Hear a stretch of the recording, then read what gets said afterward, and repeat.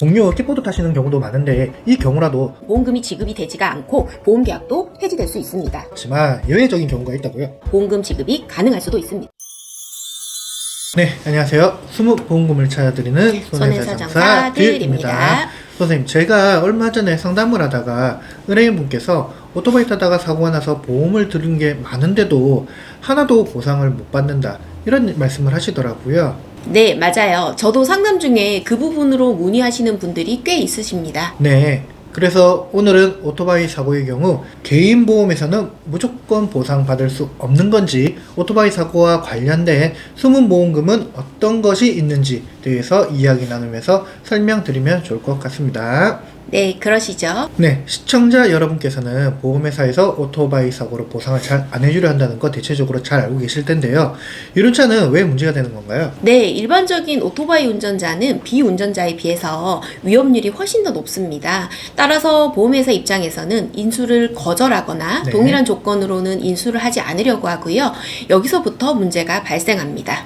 그래서 요즘은 계약 당시에 오토바이를 타는지 여부를 묻고 이륜차 상해 부담보 특별약관에 가입하지 않습니까? 네, 맞습니다. 상해보험의 경우 계약 진행하면서 이륜차 상해부담보 특약에 가입하여 이륜차 운전 중 발생한 상해사고의 경우 보험금을 지급하지 않는다는 특약에 가입을 합니다.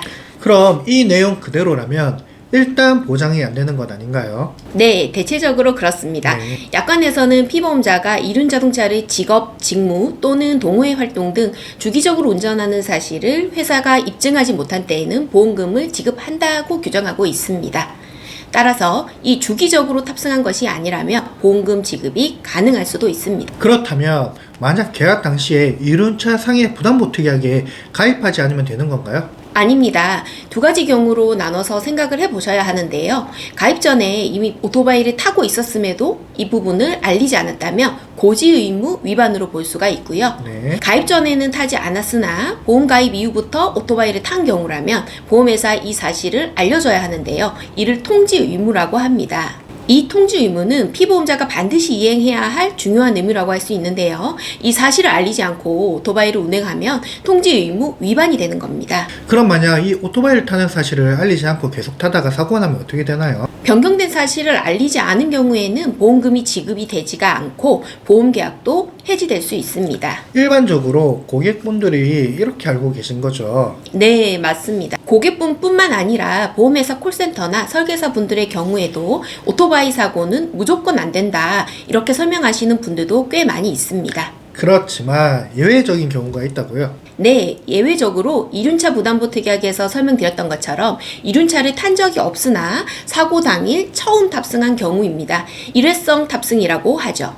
반복적이고 지속적으로 탑승하지 않으면 되는 거죠. 네, 맞습니다. 평소 운전하지 않았으나 처음 운전하다가 운전이 미숙한 상태에서 사고가 발생하는 경우가 종종 있는데요. 이런 경우는 보상이 가능하다고 볼 수 있습니다. 또 다른 경우는요? 어쩌면 당연한 부분인데요. 이륜차 부담보 특약이나 통지 의무 위반이라고 하더라도 내가 이륜차 운전 중 발생한 사고가 아니라면 보상이 가능합니다. 네, 어쩌면 당연한 내용이죠. 인과관계가 없기 때문에 지급을 해야 되는 거죠.